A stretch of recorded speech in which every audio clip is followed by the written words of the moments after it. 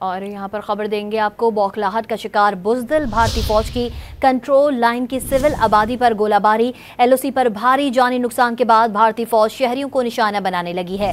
भारतीय फौज ने हुजैरा, फॉरवर्ड, कहूटा और खोईरटा में सिविल आबादी को निशाना बनाया। भारतीय फौज की फायरिंग से 5 शहरी शहीद जबकि 7 अफराद जख्मी हुए हैं।